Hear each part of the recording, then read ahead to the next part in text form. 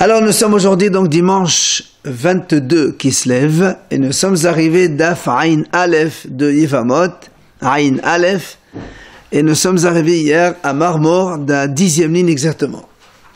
Alors on a amené hier cette braïta dans laquelle on a vu que Rabbi Elazar et Rabbi Akiva ont appris, d'où on sait que le Harel, c'est-à-dire un juif non circoncis, un Kohen juif non circoncis, ne mange pas la Trouma. Alors avec Rabbi Elazar, il a appris Gzera Shava avec Toshav et Sachir de Pesach.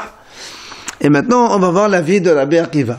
Amar Mod, Rabbi Akiva Omer dans la Braïta, Rabbi Akiva il a dit comme ça. Et notre salir, tu n'as pas besoin de faire une Gzera Shava. Harihu Omer, dans le pasuk même tu apprends. Ish ish le rabot et harel. La Torah dit ish ish mezera Aharon vehu sadoa ozav bakodashim le yochel. C'est marqué un homme qui est lépreux, ou bien il a des écoulements, ou bien il est tamé. Il n'a pas le droit de manger la trouma. Alors pourquoi, Rabbi Akiva dit, pourquoi la Torah le répète ish ish deux fois? Mashma, ça inclut le non circoncis. Alors, tout simplement. Alors la Gemara dit ve'ema le rabot et haonen. La Gemara dit, mais peut-être que le ish supplémentaire ici, c'est pas pour apprendre le non circoncis. C'est peut-être pour apprendre le onen. Quelqu'un qui a perdu un être cher, il n'a pas encore enterré, il s'appelle onen. Donc lui aussi, un Kohen onen, il n'a pas le droit de manger la trouma. La Gemara vient réfuter cela. Amar Rabbi Yosef ben Rabbi Hanina, Amar Kara vechol zar, zarut amat elecha velo aninut. Il dit parce que Rabbi Yosef répond, c'est marqué dans la Torah, vechol zar lo yochal kodesh, car tout étranger ne mangera pas la sainteté. Qu'est-ce qu'on appelle étranger? Hachamim disent zarut, c'est-à-dire Kohen, enfin, un Kohen qui n'est pas Kohen, donc il est Israël, celui-là il est assourd. Mais pas aninut. Un Kohen onen, il a le droit de manger. Donc, le ish-ish, ça inclut le non circoncis que lui, il ne mange pas. Par contre, le onen, il mange. Alors, là, on m'a dit au Malaïta. Pourquoi tu as décidé? Nous, on a deux psukim. Un pour inclure et un donc, disons, ish-ish, tu as dit, ça inclut le non circoncis, comme quoi il ne mange pas. Et vechol zar, tu m'as dit, c'est l'étranger qui ne mange pas, mais le onen, il mange. Je peux aussi faire la dracha, le contraire. Je peux dire, ish-ish, ça inclut le onen, il ne mange pas. Et vechol zar, je dis, chol zar le yochal kodesh, mais Harel, Kohen Harel, il peut manger. Je peux faire cela. Alors, la Gemara dit non. Mistabra, il paraît plus logique d'inclure le harel dans l'interdiction de manger plutôt que le onen. Pourquoi c'est plus logique? Sheken, on a vu cette idée hier déjà.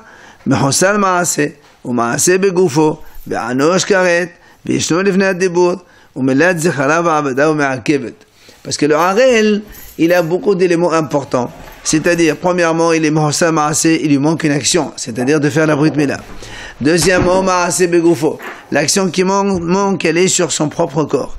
Troisièmement, Anosh Karet, celui qui ne fait pas la Brit Mila, il est Hayav Karet. Quatrièmement, Vishno Lefnei Hadibur, la Brit Mila, c'est une mitzvah qui existait même avant Matan Torah. Enfin, la Mila, elle est importante parce que Umilat Zechara V'avada Me'akevet. Si il n'a pas fait la Brit Mila à ses enfants ou à ses esclaves, c'est Me'akev. Donc tu vois bien que il y a beaucoup d'éléments importants dans la Brit Mila. C'est pour ça qu'on est plus tenté à exclure le Harel, donc Kohen Harel, de ne pas manger la Trouma plutôt que le Onen. Alors la Gemara vient essayer d'objecter Adraba, le contraire, Aninut Havalé le Rabouye. Moi, j'aurais pu te dire au contraire, j'aurais dû inclure le onen, que lui, il mange pas la trouma. Pourquoi? Parce que, sheken ishna bechol sha'a. La aninut, c'est à tout moment. C'est-à-dire qu'un homme, il peut perdre des parents à tout moment de la vie. C'est pas comme la Brit Mila où c'est une seule fois. Et deuxièmement, venoheret ba'anashim venashim. La aninut, c'est aussi bien valable donc chez les hommes que chez les femmes, alors que la Brit Mila ne se fait que sur les hommes seulement. Et Pardon? C'est un nombre limité de fois, une fois qu'il a perdu ses parents, ça y est. Mais il n'y a pas que les parents, il y a le père, la mère, les enfants, les frères et sœurs. Oh, mais attends, ça fait 10, 15 dans la... Ça reste limité. Ah, la Mila, c'est 1. C'est moins alors, mais c'est pas limité. C'est ce qu'il dit. C'est ce qu'il a dit. Il n'a pas dit que c'est pas limité. Ishna bechol shara, ça peut arriver à tout moment. Et enfin, le onen, il n'a aucune solution. Quand il est onen, il ne peut rien faire. Alors que la brit mila, il peut réparer. S'il est harel, il n'a qu'à faire la brit, il est bon, il devient valable. Donc, la Gemara dit, tu vois bien que dans le onen aussi, ça aurait été plus logique d'inclure le onen que lui, il ne mange pas la trouma. Vient la Gemara répond, évidemment, Enach nefishan. C'est vrai que dans le onen aussi il y a des éléments. Seulement on a vu dans la mila, dans le harel, il y a 5 choses, alors que dans le onen il n'y a que 3. C'est pour ça qu'on a plus tendance à inclure le harel, le non circoncis, que lui, il ne mange pas la trouma, plutôt que le onen. Que le onen, lui, il mange la trouma. Rava Amar, Belo Henach Nefishan Nami, Lama Setamrat. Rava il dit, tu sais, même sans faire cette comparaison au niveau du nombre, qu'au niveau du harel il y a 5 éléments, alors que dans le onen il n'y en a que 3, il y a une autre raison qui me permet d'inclure le harel dans le pasouk, comme ça le harel, le kohen ne mange pas la trouma, et le onen, lui, il mangerait. Pourquoi? Il dit Rava, Amad Kra Ish Ish, Ezeo Dabar Shishno Ba Ish Ve'eno Ba Isha Ve'omer Ze'adlut. Dans la Torah, le passage dit Ish Ish Mezara Adon le Vehu Sado Avechol un homme. C'est quoi qu'il existe chez l'homme et pas chez la femme? C'est pas le onen, c'est le harel. Donc c'est pour cette raison que on a tendance à vouloir inclure le harel dans le pasuk et de dire que le harel ne mange pas, donc kohen harel ne mange pas la trouma, alors que le kohen onen mange la trouma. Donc on a vu avec Rabbi Akiva, comme quoi, le harel, un kohen harel, ne mange pas la trouma. Il a appris ça de Ish Ish. On vient de le voir ce matin. Mais, comme hier, on a vu que Rabbi Lazar, il a appris cette même idée de la Xera Shava avec Toshav et Sachir. Alors, c'est pour ça que maintenant, la Gemara dit, Vela Rabbi Akiva, Hay Toshav et Sachir, Maï Avidle. Alors, qu'est-ce qu'il fait Rabbi Akiva avec ce Toshav et Sachir qu'on a dit qu'il était en plus dans le Korban Pesach? Et c'est de là qu'on a fait Xera Shava, on a dit c'était libre, et on a fait Xera Shava. À quoi elle sert pour lui cette Xera Shava? Amar Rav Shemaya, La'atouye Aravi Mahul, Virev'oni Mahul. Il dit Rav Shemaya, cela c'est pour inclure un arabe circoncis et un Givroni circoncis, que cela, eh bien, ils ne sont pas considérés comme harel lo yochalbo. C'est-à-dire, il dit ici,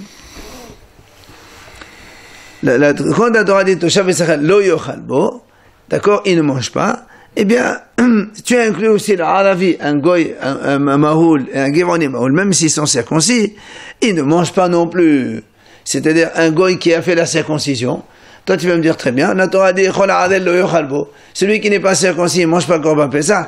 Il vient un goy, un arabe, il se fait circoncision, il dit voilà, moi je mange Korban Pesach. Non monsieur. Pourquoi? Voilà, la Torah dit harel, moi je ne suis pas harel. Il dit non. Le pasuk il dit Toshav et Sachir. De là on apprend, même celui qui est circoncis, mais donc comme un arabe, c'est un arabe. D'accord? Alors, il n'est pas valable. Alors on m'a dit, qu'est-ce que tu racontes? Pourquoi un arabe qui fait la brit mila, tu appelles ça un circoncis? Où tu as vu ça? Pourtant la Mishnah a dit si un homme il fait un vœu, il dit voilà, j'ai fait un vœu de ne pas profiter des gens non circoncis. D'accord? Il fait un vœu, interdiction de manger quelque chose qui appartient à un non circoncis. La Mishnah a dit Motar be'adle Israël be'asur be'moleh avdei koravim. Il dit la Mishnah là-bas, si un juif il n'a pas encore fait la brit mila, d'accord, j'ai le droit de manger chez lui. Et si un goy, il a fait la brit mila, je n'ai pas le droit de manger chez lui. Pourtant moi j'ai dit dans mon vœu j'ai fait un vœu de ne pas manger chez quelqu'un non circoncis. Eh bien, les Hachamim disent que la définition du non circoncis, elle marche uniquement sur le Bnei Israël, pas sur les Goïm. C'est-à-dire, sur les Goïm, pardon, pas sur les Juifs. Un Harel, par définition, c'est un Goï. Un Juif, même s'il n'est pas circoncis, on ne l'appelle pas Harel. Alors qu'un Goï, même s'il est circoncis, il s'appelle Harel quand même. Alors qu'est-ce qu'il y a Harel vraiment? Et voilà, c'est ça. Personne qui est Harel alors, en fait. Pardon? Personne n'est Harel en fait, à part les Goïs. Non. Ça veut dire que pour te dire que Goï, même s'il a fait la Brit Mila, il est considéré comme Harel. C'est ça en fait. La Brit Mila d'un Goï, c'est pas une Brit Mila. C'est pas ça. Il n'y a aucun Juif qui sera Harel alors. Si. Parce que encore une fois, quand on fait un vœu, c'est une façon de parler. Quand moi j'ai fait un vœu de ne pas manger chez les non-circoncis, j'inclus pas l'Israël dedans. Tu comprends? La façon de parler de l'homme non circoncis, c'est qui? C'est un Goï. Même si le Goï, il a fait la Brit Mila, pour moi, c'est un non circoncis. Les Goïs, ils sont pas circoncis. On s'en fout. On parle d'Aravi, là. C'est ce qu'on a entendu dire. La Mishnah, on avait dit Rachel. C'est la façon de parler. Tu comprends? Quand on fait un neder, on inclut ceux qui ne sont pas circoncis. C'est qui? C'est les Goïs. Même s'il a fait circoncision, c'est pas un circoncis. Donc tu vois bien que toi tu me dis c'est pour inclure Aravi Mahoul, mais ils sont même pas. Même s'ils ont fait la Brit Mila, c'est d'Aravi, tu n'as pas besoin de les inclure. Tous mangeraient trop mal. C'est sûr qu'ils ne mangent pas la trauma, mais tu n'as pas besoin d'apprendre de pasouk. Toi, tu m'as dit, j'ai besoin de Toshav et Sahir. Rabbi Akiva a dit, le Toshav et Sahir, c'est inclus un arabe circoncis. Mais n'importe quoi, un arabe circoncis est considéré comme un non circoncis. Et là-bas, la Mishnah continue.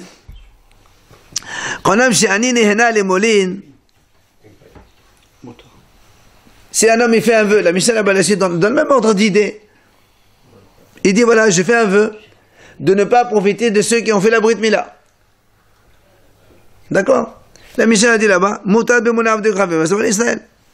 il dit comme ça, je fais un vœu de ne pas manger chez ceux qui sont circoncis. Il a le droit de manger même chez un juif non circoncis. Et par contre, il n'a pas le droit de manger chez un goy, un arabe, même s'il est circoncis. Encore une fois, pour te montrer que l'idée, quand on dit non circoncis, par définition, c'est l'arabe. Et le circoncis, c'est le juif. Donc même si maintenant il n'est pas circoncis, le juif, son concept, c'est d'être circoncis. Donc tu vois bien que quoi, finalement, la même idée, qu'un arabe circoncis, il est considéré comme non circoncis. Donc tu n'as même pas besoin de l'inclure dans le passouk. Donc de nouveau la question à Rabbi Akiva. Toi, Rabbi Akiva, qui a appris que le Kohen Harel de Ish, qu'est-ce que tu fais avec la Gzera Shabbat, Toshav et Sachir? Quand vous dites un arabe circoncis, c'est-à-dire tous les Goïs circoncis, quoi. Ouais. Tout ce qui est Comme les catholiques qui se font pas la circoncision avec les arabes, c'est pas ça on parle? Oui, il y en a qui font. La maternité. On parle de la majorité des gens. Elle, elle répond, tu sais quoi? Rabbi Akiva, le atouye ger shemal velo taval, le katan shenolad keshehu mahul. Il dit comme ça, Rabbi Akiva, il inclut le cas d'un converti. Il a fait la Brit Mila, mais il n'a pas encore fait la Tvila. Parce qu'on a dit déjà précédemment qu'un converti, pour qu'il soit, donc d'abord il apprend tous les dinim, après il y a deux choses importantes à faire, c'est la Tvila et la Brit Mila. Celui-là, il a fait la Brit Mila, mais il n'a pas fait la Tvila. D'accord? Donc, c'est pour ça que la Torah dit Toshav et Sahir. Même s'il a fait la Brit Mila, celui-là, il ne mangera pas. Pourquoi? Parce qu'il n'est pas encore... il n'a pas fait la Tvila. Ou encore, regardez le cas. Katan shenolad kshehu mahul. Et un bébé, il est né déjà circoncis. Oui. Si un père, il a un enfant, et il a, donc, disons, la veille de Pessah, ou 2-3 jours avant Pessah, il a eu un enfant, né, sa femme a accouché un enfant, il est circoncis déjà. Oui?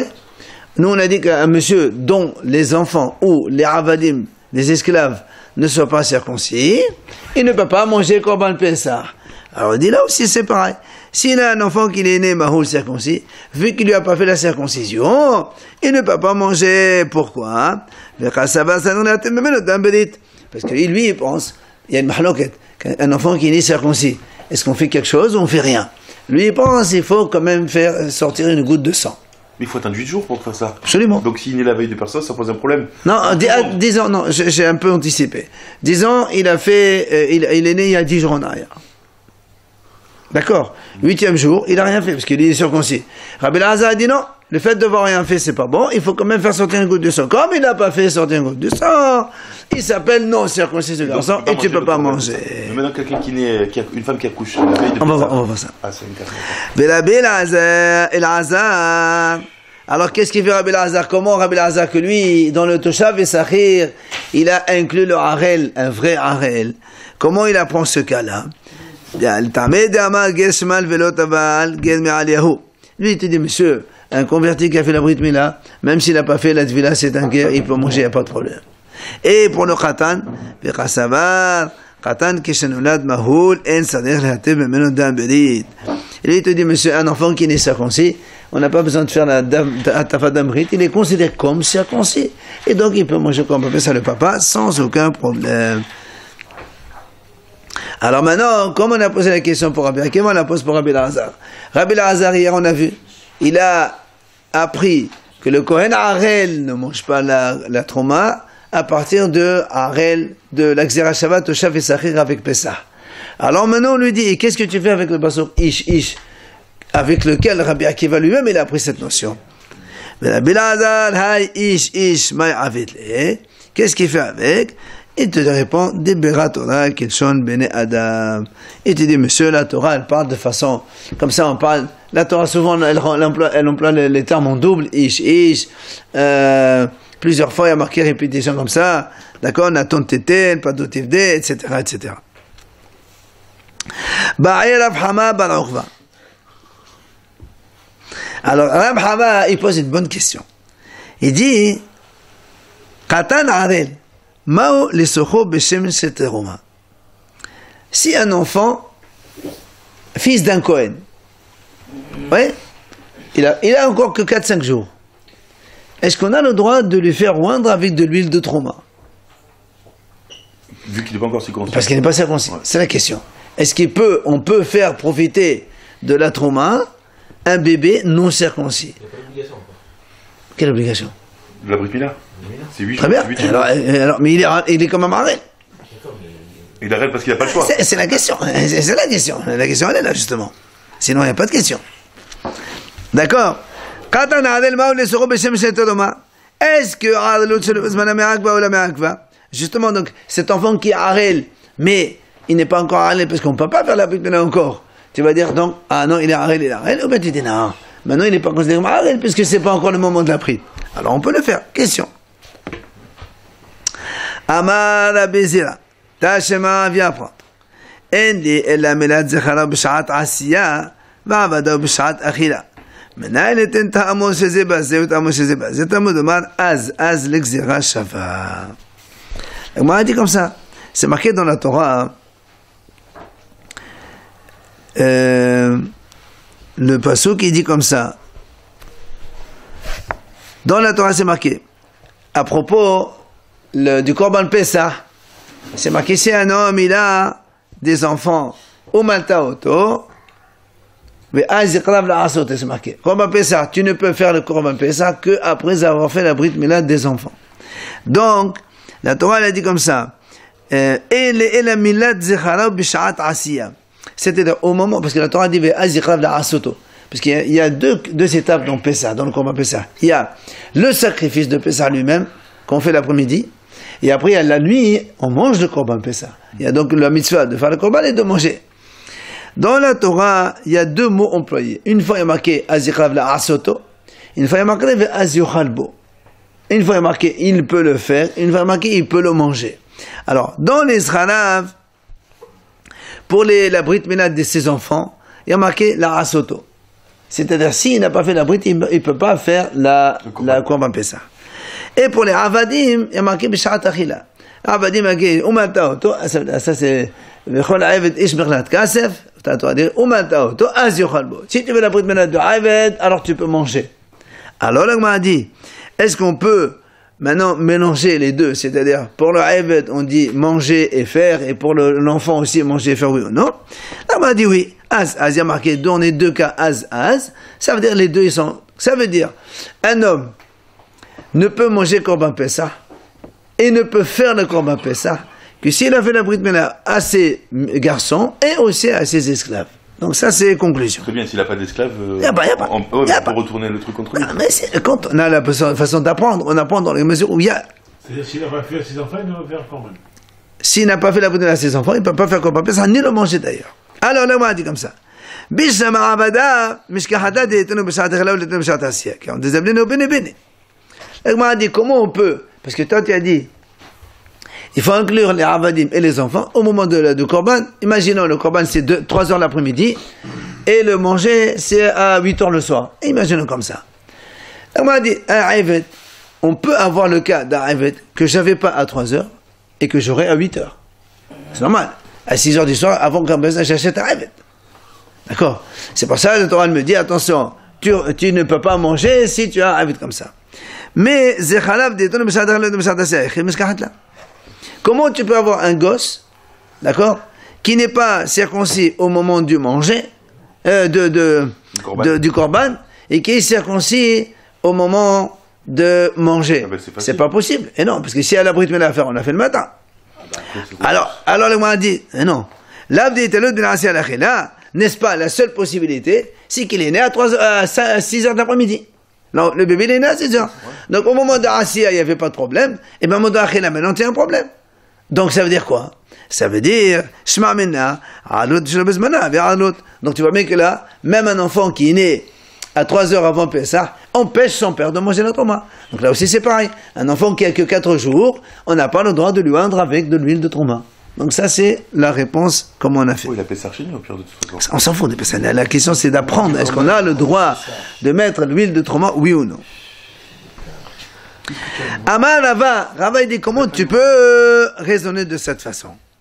Vétespira, comment tu peux parler comme ça? La Torah l'a dit. Quand est-ce que tu n'as pas le droit de manger le Korban Pessah? C'est parce que tu n'as pas fait la Brit Mila. Fais la Brit, tu manges. Mais ici, on ne peut pas faire la Brit. On est qu'à 3 heures après la naissance, on ne peut pas faire la Brit. Donc ça fait rien dire ce que tu dis, ton enseignement, il n'est pas valable. Tu ne peux pas m'apprendre comme ça, tu me dis, voilà, un gosse de 2 heures ou de 4 jours, il empêche son père de manger la Trouma, c'est pas possible. Parce que sinon, on ne peut pas accomplir le passage où la Torah dit, fais-lui la Brit Mila, il va manger. Mais je ne peux pas faire la Brit Mila. Donc c'est sûr que c'est permis.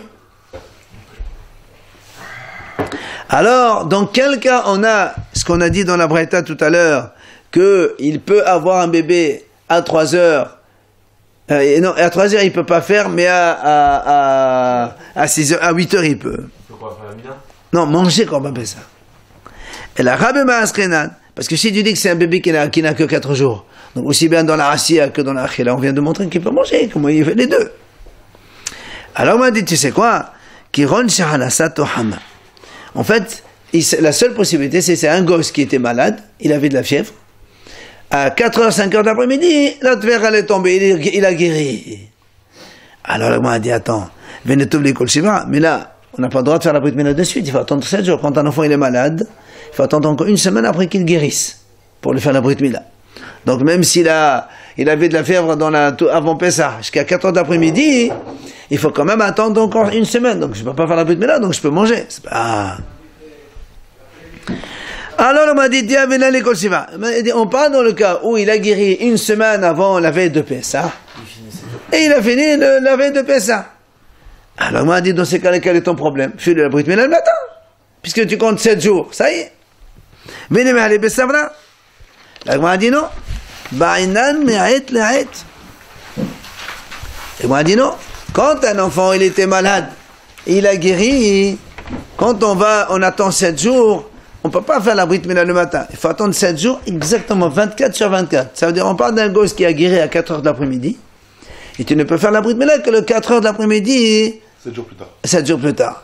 Et donc c'est pour ça, au moment où il a fait Korban Pessah à 3 heures, il n'était pas encore circoncis, et donc, il est obligé de le faire. Et voilà un cas possible. Alors, la Gemara dit non, c'est pas une réponse. Pourquoi? Ve'atani luda'a yom hebal'oto ki yom hevaldo. La Gemara dit non, pourtant il y a un Hacham qui s'appelle Luda. Il a dit c'est pas vrai.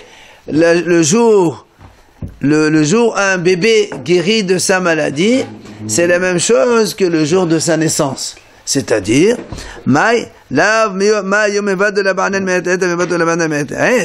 il dit, n'est-ce pas que, ça veut dire quoi? Un enfant, quand il est, par exemple, à 4 heures de l'après-midi, on fera comme un Brit Mila à 8 heures. Pour une Brit Mila, on n'attend pas 24 heures tout rond. C'est de jour à jour. D'accord?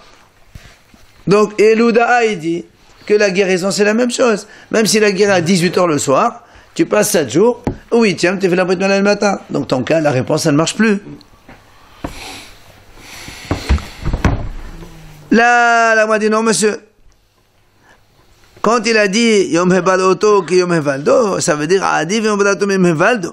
D'Elo Yom Hevaldo la Ba'anen Me'et La'et, Yom Hebaloto Ba'anen Me'et La'et. Elle m'a dit non, monsieur, tu n'as pas compris. Quand il a dit l'Ouda'a, il a dit ça, c'est pas vrai, parce que le jour où il guérit, c'est plus important que le jour où il naît. Le jour où il naît, tu fais un 8e jour sans attendre 24 heures, donc 7 fois. Mais quand un enfant il était malade, il a guéri, alors il est donc obligé d'attendre 24 heures sur 24 heures, et donc on se trouve dans le cas donc, de la réponse de notre Gemara, il n'y a aucun problème. Donc c'est un enfant qui est né et qui était tombé malade, il a guéri 7 jours avant le Erev Pessah à 18h le soir, et donc quand le monsieur il a fait le Korban Pessah à 3h de l'après-midi, il n'avait pas le droit de faire la Brit Milah, mais après à 8h le soir, il a déjà fait la Brit Milah, il peut manger.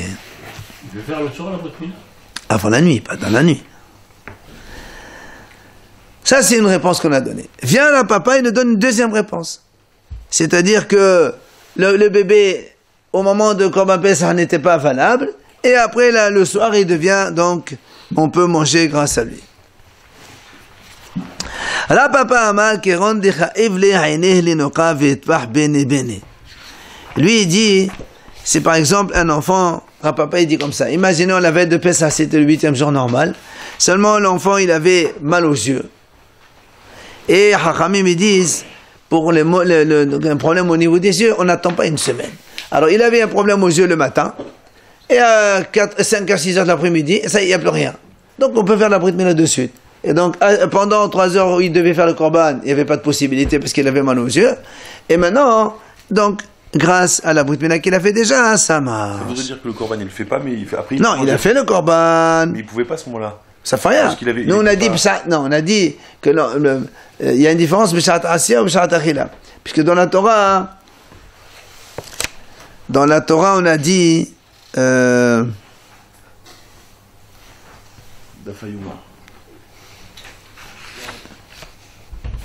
c'est ça, dans la Torah on a dit que il peut avoir la possibilité de faire de manger le Korban Pessah. Ça oui, on l'a vu. Sans même avoir la possibilité de faire le Korban. Il fait le Korban ou pas? Il fait le Korban, mais comment il va le manger sinon? Non, mais parce qu'il peut le faire remplacer par quelqu'un d'autre, parce que lui il a pas le droit à ce moment-là. Très bien. Il le fait à quelqu'un d'autre faire, et quand il arrive le soir, il a le droit de manger. C'est ça. Rava il donne une autre possibilité, une troisième réponse. Kéron, Shehayu Aviv et Mohavushin Viveta Azurin. Imaginons ce bébé-là, il arrive le 8e jour de Pessah, le 8e jour de la Brit Milah, c'est la veille de Pessah. Seulement, son père, qui c'est qui doit faire la Brit Milah? C'est le père de l'enfant. Son père et sa mère, ils étaient emprisonnés dans la prison. Donc ils peuvent rien faire. D'accord? Et ils sont sortis évidemment que dans l'après-midi. D'accord? Alors, c'est ça qu'on a dit. C'est ça qu'on a dit, que quand il a un empêchement pendant le Korban Pessah, il ne peut pas faire Korban Pessah. D'accord? Même si après, l'enfant il a guéri après, il ne peut pas manger parce que l'enfant il n'était pas pendant... Mais non, le Rav Moshe, on peut faire par quelqu'un d'autre. Un frère, un grand-père, on ne fait pas la Brit Monsieur, Milah. tu te mêles pas de mes affaires, c'est mon fils. Très bien, mais je veux pas, mon fils, je veux pas, c'est moi. Je peux pas... tu peux pas faire la Brit Milah avec les parents sont en prison aussi. Ou bien il n'y avait personne, je sais rien. Rav Kahana, balé de Rav Nehemia Amal Kiron, et Rav Nehemia nous amène encore un autre cas. Tumtum Shinekarav Nemsa Zachat Bene Bene. Il a dit, imaginons un tum-tum, c'est-à-dire un enfant qui n'avait pas d'organe, on ne savait pas. Donc jusqu'à la veille de Pessah, et puis il y a un chirurgien, il arrive, il essaie de faire un truc, et il trouve un organe mal. Donc, et ça, il le fait à 6 heures de l'après-midi. Donc pendant le 3 heures, il n'y avait pas, donc comme il n'avait pas fait la Brit Milah, il n'a pas fait le Korban Pessah. Après, dans l'après-midi, il ne peut pas non plus manger parce que, il découvre que c'est mal.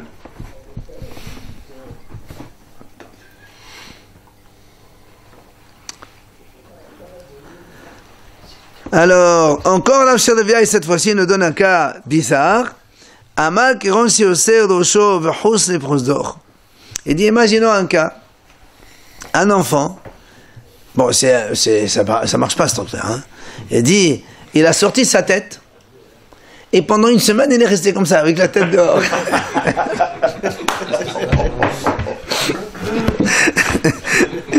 C'est quand même, hein, c'est pour ça que la Gemara dit déjà, hein, bon, elle rigole pas, la Gemara dit, comment on met Haye, est-ce qu'il peut vivre comme ça en ayant la tête dehors pendant une semaine? C'est pas possible.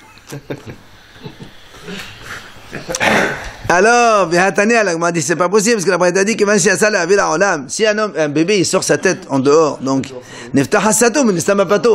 tous les orifices fermés, ils s'ouvrent, et tous les orifices ouverts, ils vont se fermer. Parce que avant il avait donc la nourriture par le cordon avec sa mère. Maintenant, quand il sort la tête dehors, il y a plus de, enfin, il respire dehors, donc il n'y a plus de cordon. Chez le Maleken, sinon il n'y a pas de possibilité que le bébé, sinon il vit pas. Alors il ramène encore, il dit, on m'a dit non, c'est vrai. Ah non, on parle encore dans ce cas-là, d'accord, mais qu'il y avait une fièvre. Et on dit, Haramim disent, quand quelqu'un il est malade, il peut survivre sans manger pendant une semaine. Bon. Alors, on m'a dit, attends, Ishata Dima, c'est qui avait la fièvre? La mère ou le bébé? Et le Machadé d'idée, et Achikul Shiva, si tu me dis que c'est le bébé qui avait de la fièvre, alors dans ces cas-là, nous on a dit, quand un enfant est né, après il sort complètement, il faut attendre encore 7 jours pour le faire la pnéna. Donc on n'est pas dans ce cas-là. Elle a des intestins, mais non, c'est à sa mère qui avait la fièvre. Et donc c'est la fièvre de sa mère qui le nourrissait, qui restait comme ça planté pendant une semaine, après il est sorti. Bon. Mais bah, était malade. L'agma dit encore, top. Une autre possibilité. Elle dit, c'est vrai, quand est-ce qu'on a dit qu'un bébé qui est sur la tête, il ne peut pas vivre, c'est quand il ne crie pas. Mais s'il crie, il peut rester vivant. Bon, on passe. Allez, Amar Rabbi Yohanan, on passe à un autre sujet. Amar Rabbi Yohanan, Mishum Rabbi Banna'a, Harel Mekabel Hazza'a. Il dit, vous savez qu'à l'époque, il y avait les os de la vache rousse. Quand un juif il était tamé, d'accord, on lui faisait donc une aspersion de la vache rousse obligatoirement, après avoir, donc tmémet, on parle de tmémet, bien sûr, donc quelqu'un qui est impur par l'impureté de mort, on y fait une hazza'a par les os de la vache rousse. Alors il vient Rabbi Yohanan, il nous dit comme ça.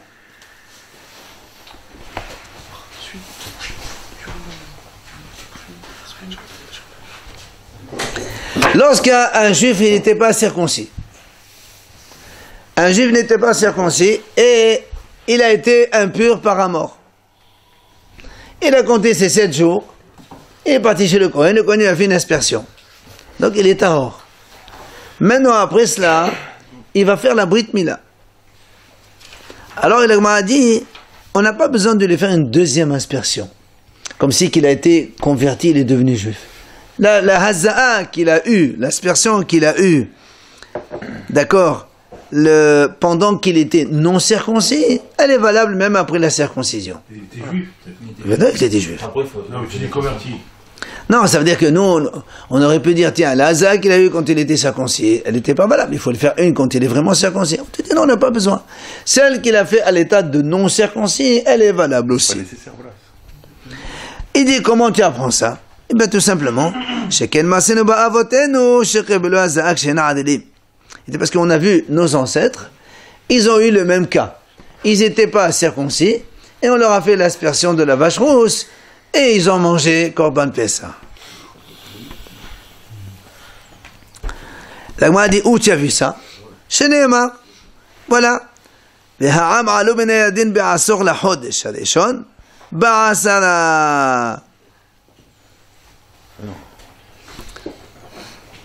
Ah, pardon.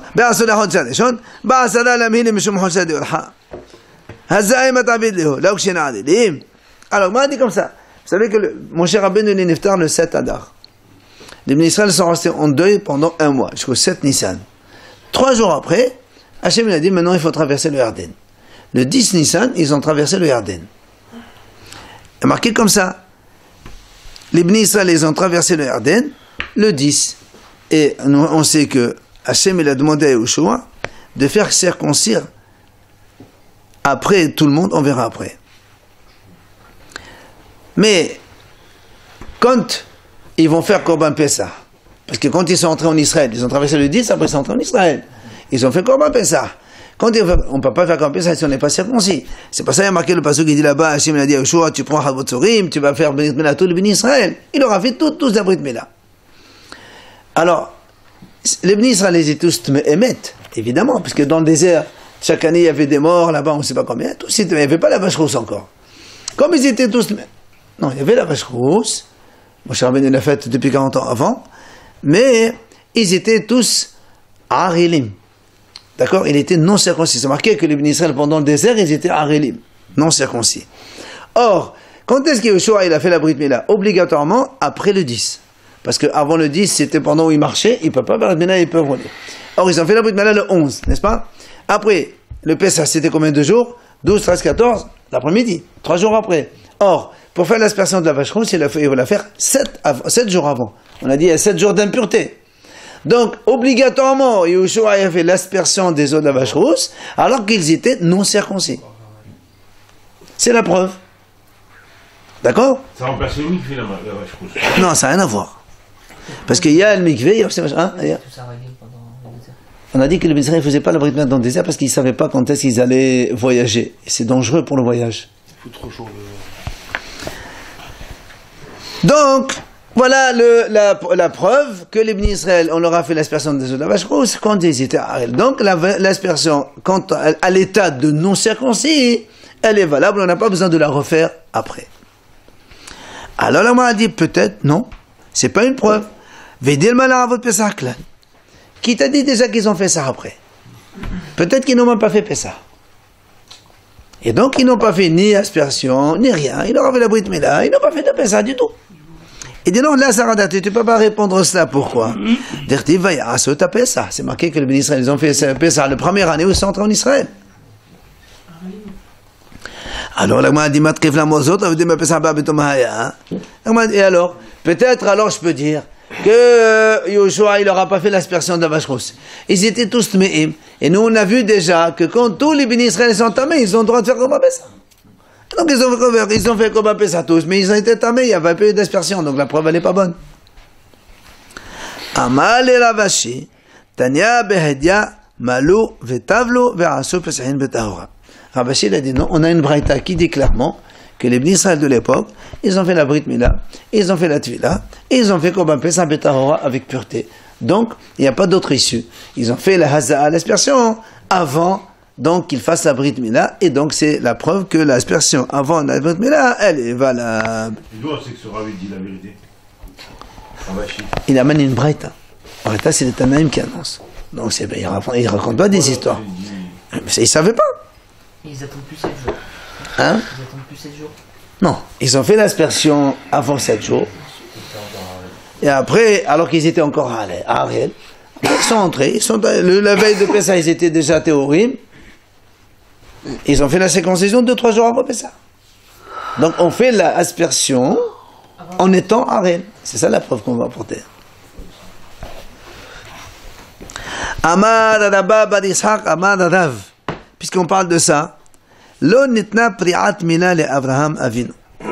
Hachem, quand il a ordonné à Avraham Avinu de faire la Brit Mila, il lui a dit de faire juste la Brit Mila seulement. Vous savez, dans la Brit Mila aujourd'hui, la halakha, il y a 3 actes différents. Il y a ce qu'on appelle couper. Après, il y a tzitza, on aspire le sang.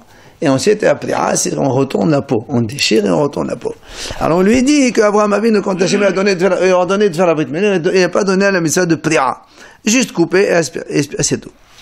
Oui, c'est ce qu'il dit. Sheneemar. Ils étaient pas juifs. Ba'etaï, mais si, c'était comme ça la Mila avant. Ba'etaï, Amar Adonai Yoshua, Aseh lecha chorvot sonim v'chomer. Il dit parce que, il y a marqué dans le passage, c'est marqué, à ce moment-là, Hachem il a dit à Yoshua, fais la Brit Mila shénit, une deuxième fois. C'est pourquoi une deuxième fois? Ça veut dire qu'ils l'ont fait une première fois, mais elle n'était pas valable, parce qu'il n'y avait pas la prière. Et Hachem il a dit à Yoshua, maintenant tu fais la prière. Depuis 2 fois. Alors, la m'a dit, la m'a dit, peut-être, non? Quand il a dit à Hachem de faire la Brit Mila une deuxième fois, c'est pas pour ceux qui étaient déjà circoncis, pour ceux qui n'étaient pas encore circoncis. Il dit non. Il dit parce que non, il y a marqué dans le passage qu'ils étaient déjà circoncis. Alors pourquoi il lui dit une deuxième fois va faire la Brit Mila?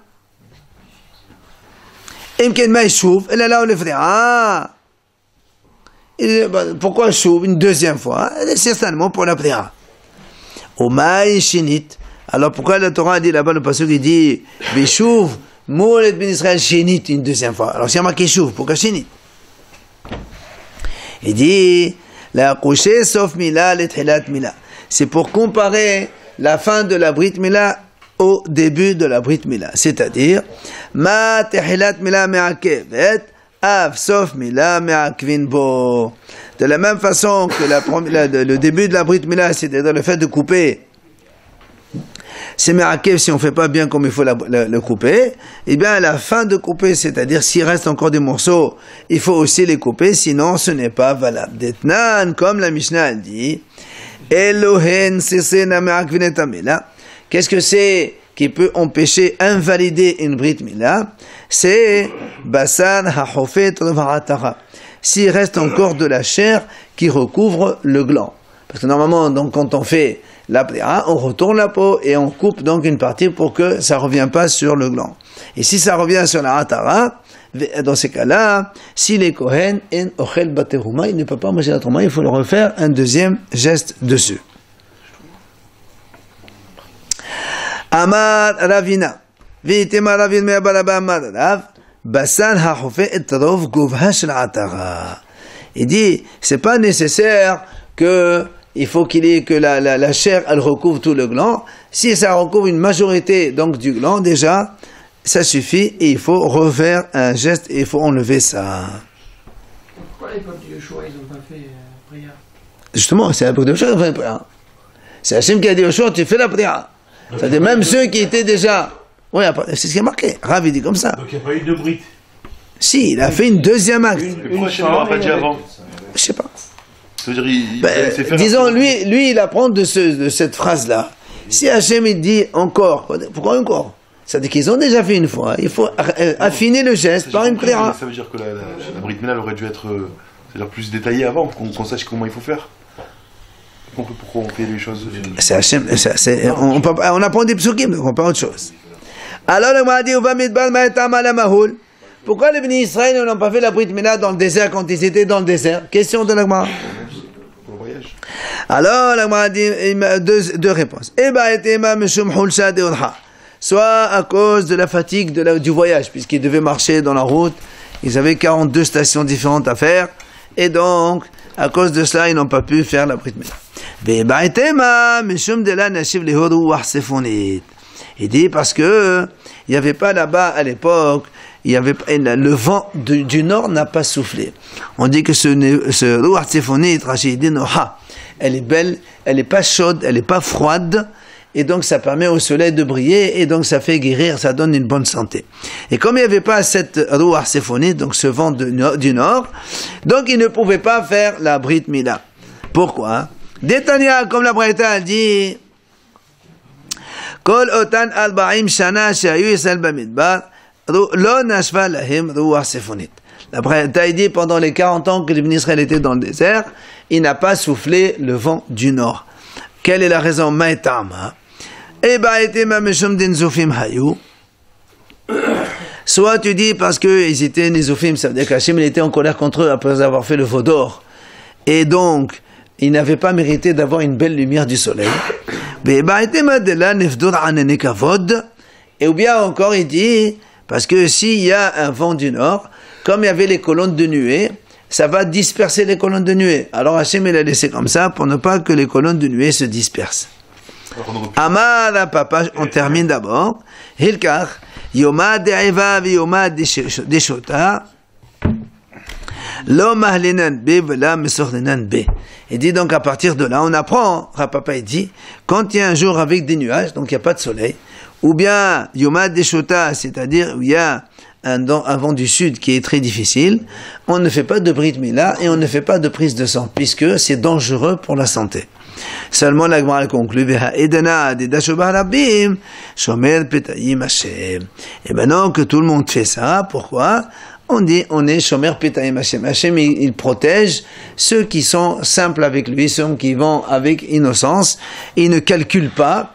Alors donc ceux-là, ils sont protégés. C'est pour ça qu'on se permet aujourd'hui de faire ça. Donc à tout moment. On va pas dire que les